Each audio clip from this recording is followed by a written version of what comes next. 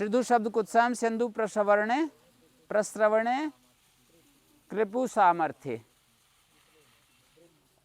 पर यहां पर 4 ही ली जाएंगी क्योंकि अगले सूत्र में कृप को अलग छांट दिया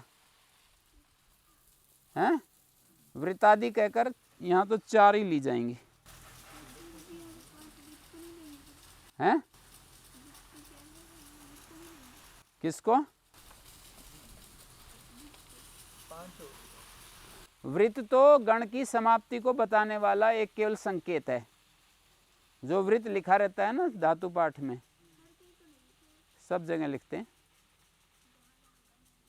जहां गण होते हैं वहां लिखते हैं।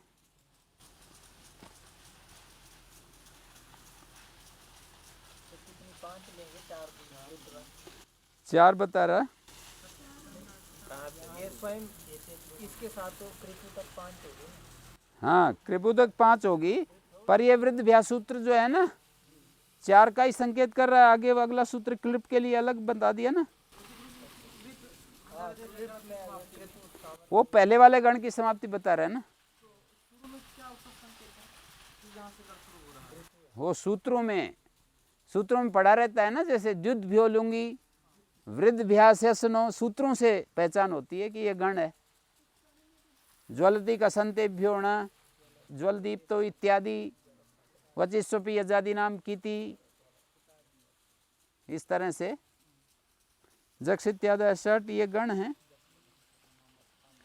घटादेव मिता, तो देखिए ये इन धातुओं में ना विकल्प से परस्मैपद होता है। तो एक उदाहरण है वर्त्स्यति और अवर्त्स्यत।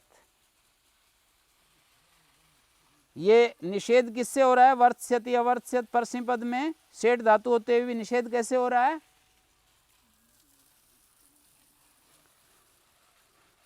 सातवें अध्याय के दूसरे पाद में एक सूत्र है, न वृद्धभ्यश्चतुर्भ्य, न वृद्धभ्यश्चतुर्भ्य सूत्र से निषेध हो रहा है। 4 धातुएं हैं वृद्धभ्या चतुर्भ्या। तो देखिए परस्मैपद में निषेध होता है। ये वर्त्स्यति अवर्त्स्यत, वर्त्स्यति अवर्त्स्यत वृद्धभ्यास्यसनो है ना। नहीं, वहां पर भी सकारादि सन किसकी अनुवृत्ति आ रही है? न वृद्धभ्यश्च चतुर्भ्य गमेरिठ परस्मैपदेषु सकारादि आर्धातुक। हाँ जी, परस्मैपदेषु भी आ रही है। सकारादि आर्धातुक को इटागम नहीं होता। असिचि का मतलब है सिच को छोड़कर।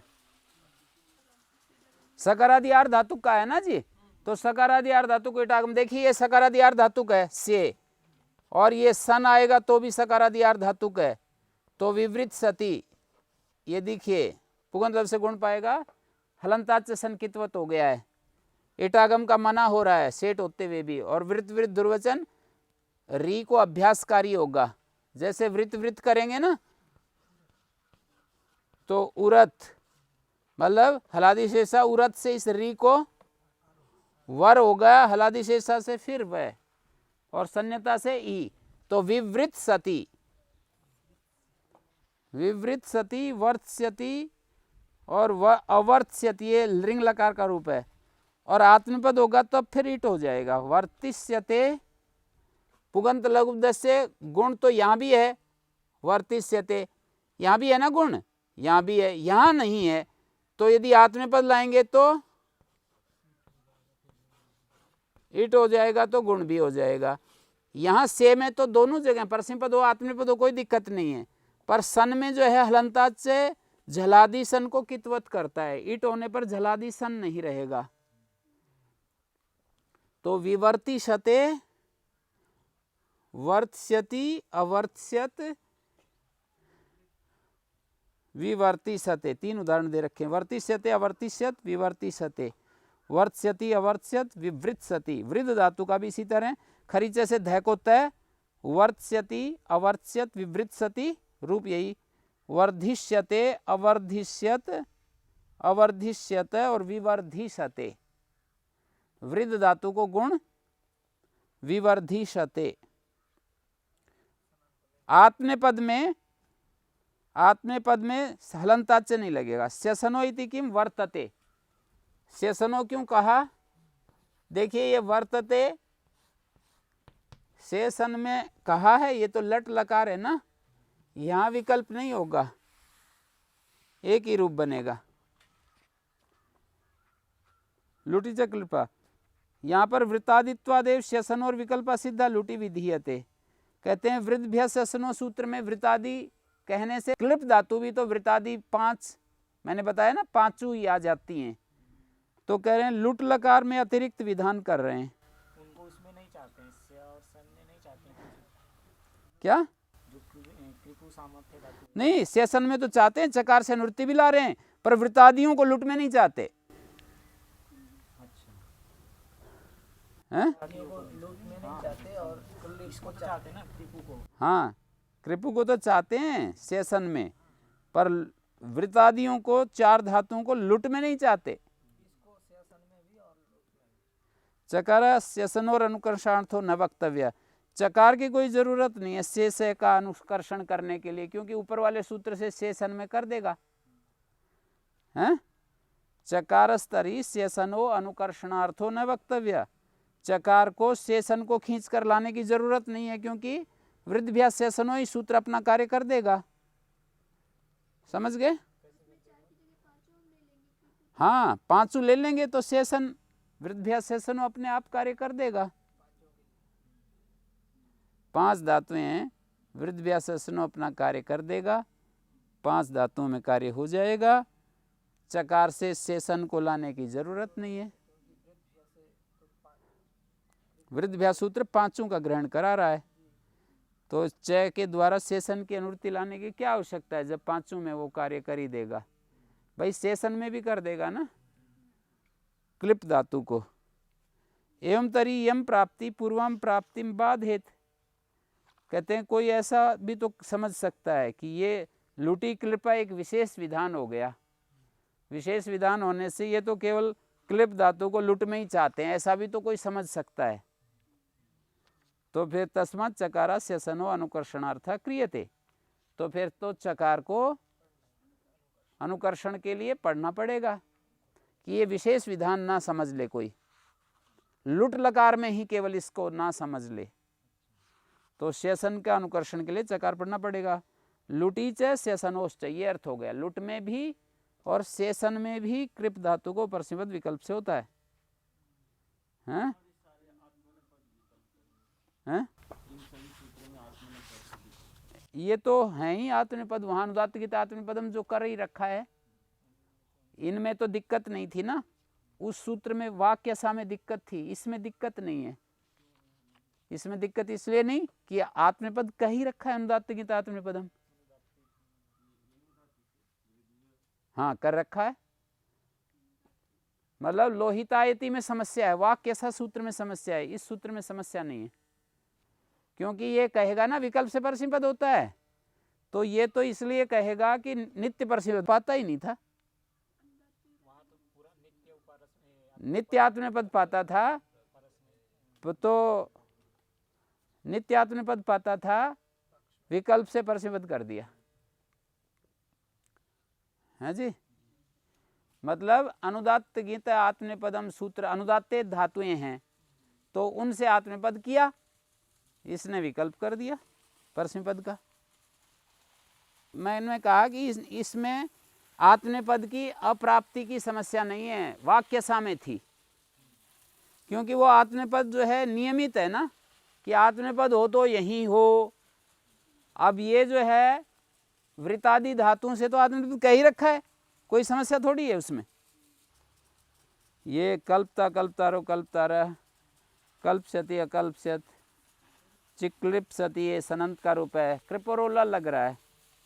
कल्पिता कल्पितारो कल्पिष्यते अकल्पिष्यत चिकल्पिसते। आप देख रहे हैं कि जो परस्मैपद है वहां तो इट का निषेध हो रहा है। किस सूत्र से हो रहा है? तासी च क्लिपा सूत्र है उधर,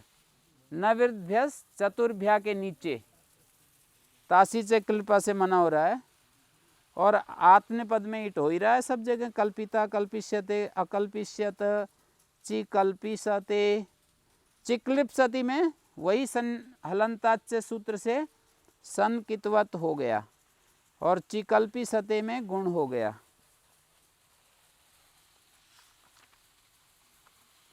आ कडारा दे का संज्ञा, कडारा कर्मधारय सूत्र कहेंगे। आये तस्मात् सूत्रावधे यदि तूर्धम अनुक्रमिष्यामः एका संज्ञा भवति इति वेदितव्यम। एक संज्ञा होती है का पुनरसो या परा अनवकाश, जो सूत्र क्रम में परे होती है और अनवकाश होती है, एक संज्ञा होती है। अन्यत्र संज्ञा समावेशात् नियमार्थम वचनम एक एव संज्ञा भवति। दूसरी जगह जैसे संज्ञा समावेश कहाँ देखा है? तव्य तव्य अनियरा है ना।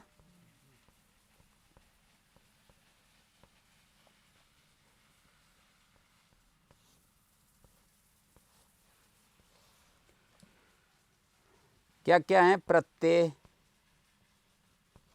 कृत, इसको कहते हैं संज्ञा समावेश। अन्यत्र जैसे तद्राज संज्ञा है, प्रत्यय संज्ञा है, ये संज्ञा समावेश कहलाता है। ते तद्राजा, जिसकी तद्राज संज्ञा है उसकी प्रत्यय संज्ञा भी है। इनकी तीन संज्ञा हो रही है इन प्रत्ययों की, प्रत्यय, कृत, कृत्य। तो अन्यत्र संज्ञा समावेश देखा जाता है, यहाँ पर एक ही संज्ञा चाहते हैं इस प्रकरण में। वो विशेष प्रयत्न कर डाला ना, कहीं चय लगा दिया, कहीं प्राग ग्रहण कर दिया। प्राग कडारा,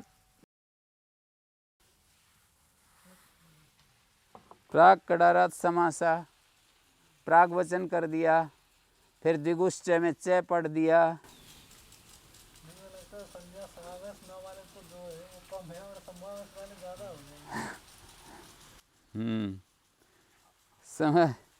समावेश के लिए अतिरिक्त विधान कर रखा है ना।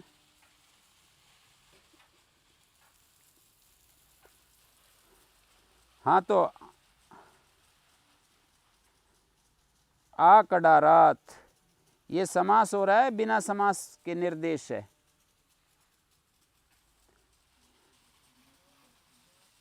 आ कडारम बनता है, यदि समास होता है ना तो आ कडारम बनता है, समास विग्रह वाक्य का निर्देश है।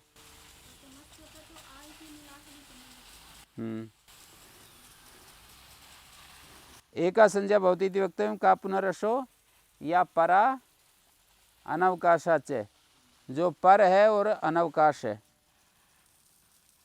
अन्यत्र संज्ञा समावेशात् नियमार्थ वचनम एक एव संज्ञा भवति इति। एक ही संज्ञा होती है। जैसे कौन सी एक होती है? पर और अनवकाश। जैसे ह्रस्वम लघु है, भिद धातु की लघु संज्ञा होगी ना, भेदता बन गया पुगंत लब्ध से गुण हो गया। अब सिक्स धातु है, तो यहां पर देखिए संयोग परे हो तो ह्रस्व की लघु संज्ञा प्राप्त हुई, गुरु संज्ञा भी प्राप्त हुई। ह्रस्वम लघु से तो लघु संज्ञा, संयोग गुरु से गुरु संज्ञा, तो क्या होगा? संयोग पर रहते गुरु संज्ञा ही होगी। गुरु संज्ञा होगी तो गुरोस चला से गुरोस चला अप्रत्यय हो गया।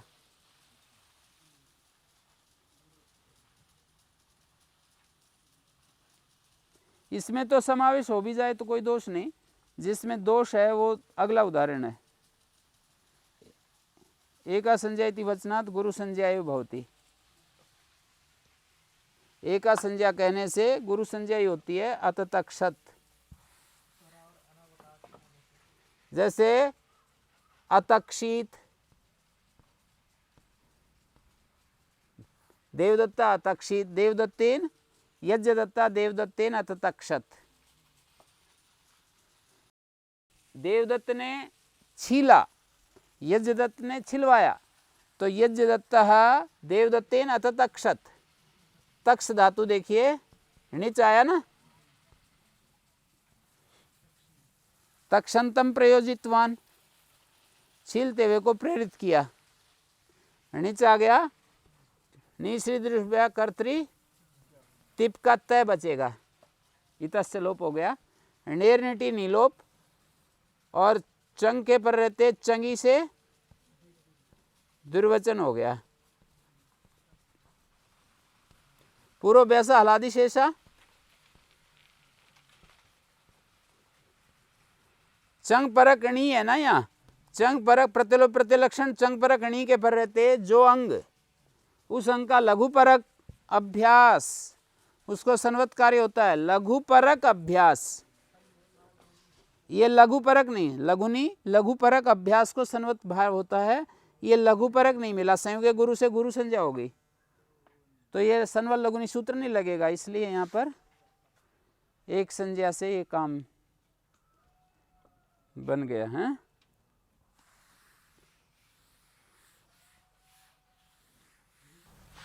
अब हम भी ना करके कर देंगे आ, और कोई दूसरा भी करके कर देगा तो हाँ, तो ये सब करते नहीं ना भी कर्मणियां आंसर में हमें का भी होता है वो नहीं ना, वो उन्होंने बता सकते। ये जो है ना, ऐसा लग रहा है कि ये उसकी लघु संज्ञा की प्राप्ति में गुरु संज्ञा विधान कर रहे हैं, ऐसा नहीं। देखो लघु संज्ञा को तो लघु संज्ञा तो यूं कह दिया भाई, ह्रस्व की लघु संज्ञा होती है, संयोग परे रहता है गुरु संज्ञा भी होती है, ऐसा ही अर्थ बनेगा। संयोग पर रहते गुरु संज्ञा भी होती है। और जैसे एक सूत्र है ध्रुवम पाए पादानम और साधक तमम करणम, तो अपादान संज्ञा भी होने लगेगी, कर्ण संज्ञा भी होने लगेगी। वो भी उदाहरण दे रहा हूं ना।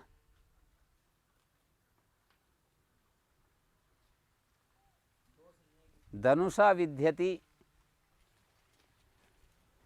दो संज्ञा हो रही है ना, धनुषा विद्यति, धनुष से बींद रहा है, ये कर्ण भी है और धनुष से बाण छूट रहा है, तो अपादान भी है।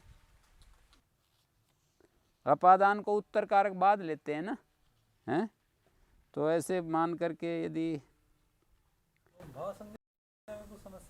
भयपद संज्ञा में भी समस्या आएगी, हैं?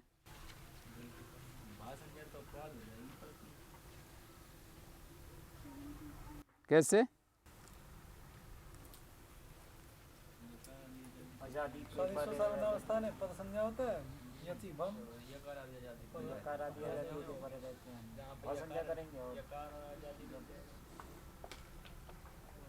अन्य प्रकरणों में भी तो गुरु जी इसी तरह किया है।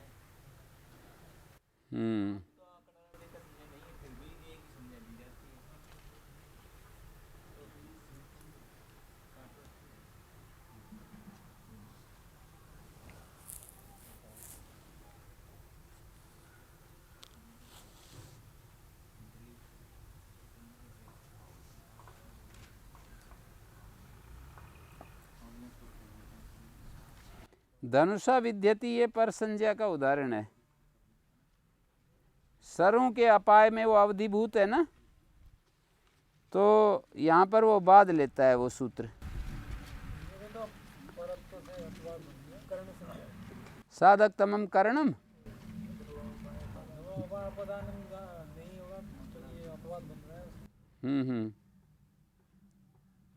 पर इस सूत्र के होने से ही एक संज्ञा हो पाती है, नहीं तो फिर दोनों संज्ञाएं होंगी।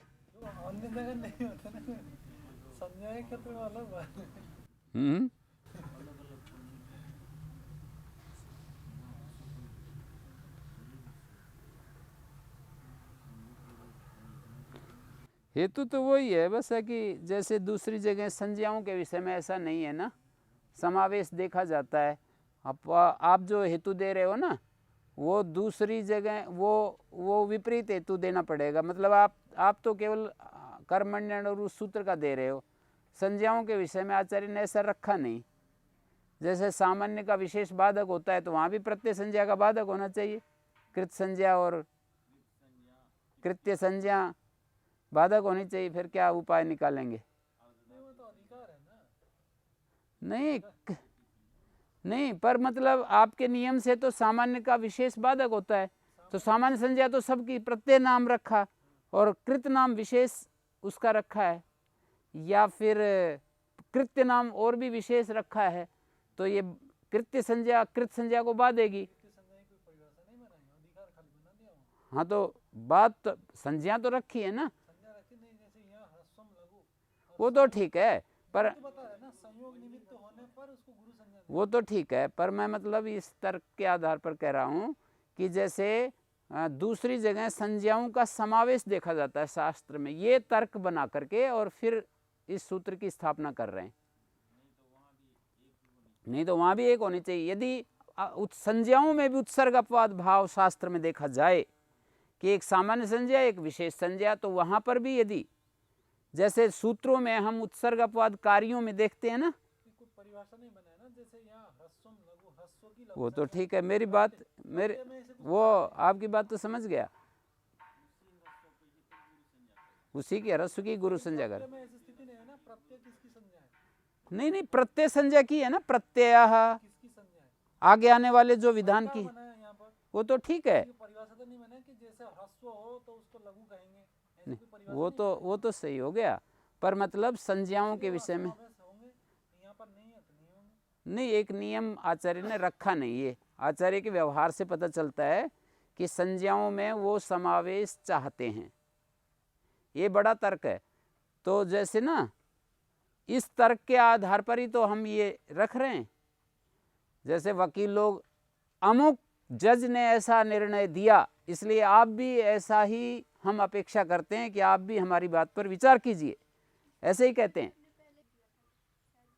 नहीं, मैं तो यही कह रहा हूँ कि आचार्य के व्यवहार से ऐसा पता लगता है कि वे संज्ञाओं में बाध्य बाधक भाव नहीं देखते, सामान्य विशेष भाव नहीं देखते, मतलब संज्ञाओं में सामान्य विशेष भाव नहीं देखते, ये आचार्य के व्यवहार से पता लगता है, जो कि वो कार्यों के विषय में देखते हैं। विधान जैसे और दूसरे संज्ञाओं को छोड़ करके जितना भी है वो देखते ही हैं कि ये सामान्य कार्य ये विशेष कार्य, इसी तर्क के आधार पर ही कहा जा सकता है, नहीं तो फिर कोई ज़रूरत नहीं है। यदि इस तर्क को सामने नहीं रखते हैं, ये प्रबल तर्क मानना ही पड़ेगा आचार्य का कि संज्ञाओं में समावेश देखते हैं, नहीं तो फिर कोई ज़रूरत नहीं है, वो तो और तो कोई उपाय नहीं है, मतलब इसको सिद्ध करने का, इस सूत्र को बनाने का, तो उसके पीछे और तो कोई हेतु नहीं है। यही हेतु है कि संज्ञाओं में वो समावेश देखते हैं, संज्ञा समावेश देखने के कारण से यहाँ चाहते नहीं है। मतलब आप जो अभी बोल रहे थे ना, उसका बस एक ही काट है यही कि भाई संज्ञाओं का समावेश होता है, उत्सर्ग अपवाद सामान्य विशेष भाव संज्ञाओं में देखते नहीं है। जैसे मैं भी कह रहा था ना, भी कैसे करेंगे, उत्सर्ग अपवाद की स्थिति तो नहीं बनती ना, वहाँ जब स्थिति बनेगी तब तो हम कहेंगे नहीं देखते नहीं, उत्सर्ग अपवाद की तो उत्सर्ग में तो यही है ना कि अवश्य प्राप्ति में दूसरा विधान, तो प्रत्यय संज्ञा की अवश्य प्राप्ति में प्रत्यय संज्ञा की अवश्य प्राप्ति अधिकार करके कर रहे हैं, वहाँ कोई बात नहीं, नाम कर देते ना, जैसे अभी त्रिवतिंग आपने उदाहरण दिया, तो ठीक है, अतिंग जो है अधिकार करके भी एक प्रत्यय को दूसरा प्रत्यय बांधता है ना, नहीं बांधता है ना, बांधता है, अधिकार हाँ में तो बांधता है, लेकिन संज्ञा में नहीं प्रत्यय में बांधता है। प्रागदिव्य तो अण अधिकार कर दिया और फिर अति कर दिया, तो अण को ई ने बांध लिया ना, तो ऐसे बांधता है। अधिकार करके भी कोई काम करें तो ऐसा नियम नहीं कि अधिकार करके कर दिया तो बांधेगा नहीं, तो आप अपनी तरफ से, जैसे मैं कह रहा था भी क्यों लगाएंगे, तो आप ऐसे कह रहे हो कि अधिकार प्रत्यय का अधिकार करेंगे तो नहीं बांधेंगे। जैसे मैं हेतु देने लगा कि हम इसका अर्थ ऐसा बनने लगेगा, बोले भी क्यों लगाएंगे, तो आप कह रहे हो कि भाई अधिकार करके करेंगे तो फिर वो बांधेगा नहीं, क्यों नहीं बांधेगा। दूसरा व्यक्ति तो यही कहेगा कि जी सामान्य संज्ञा है ये तो, और ये विशेष संज्ञा है तो बांधना चाहिए इस संज्ञा को, ये संज्ञा बांधनी चाहिए। पर आचार्य का मन में यही है ना, संज्ञाओं का समावेश होता है। संज्ञाओं में आचार्य क्लियर हैं कि मैं संज्ञाओं का समावेश करता हूँ, उत्सर्ग अपवाद देखता नहीं हूँ, हैं। संज्ञाओं में उत्सर्ग अपवाद नहीं देखते तो फिर उनको करना पड़ेगा, कुछ नियम बनाना पड़ेगा जहाँ नहीं चाहते हैं समावेश। ये प्रकरण वैसा ही है, संज्ञा समावेश नहीं चाहते हैं, इसलिए सूत्र बना, इतना बड़ा सूत्र बना दिया। तो समावेश तो फिर वो चाहते हैं इस प्रकरण में भी, तो उसके लिए कहते तो हैं कि मैंने अतिरिक्त प्रयत्न किया है। वहाँ क्या अतिरिक्त, यहाँ तो प्राक पड़ गया, प्राक कड़ारात समास है। यहाँ तो पुरुष और द्विगु में क्या है? द्विगुश्चय पढ़ा है ना, चय, जैसे गतिश्चय में चय पढ़ा है, निपात संज्ञा के साथ गति संज्ञा का समावेश चाहते हैं। कहते भी तो हैं व्याख्याकार, चकार संज्ञा समावेशार्थ, चकार जो है संज्ञा समावेश के लिए पढ़ा है। तत्प्रयोजको हेतुश्चय, हेतु संज्ञा होती है, कर्तृ संज्ञा भी होती है, चकार संज्ञा समावेशार्थ।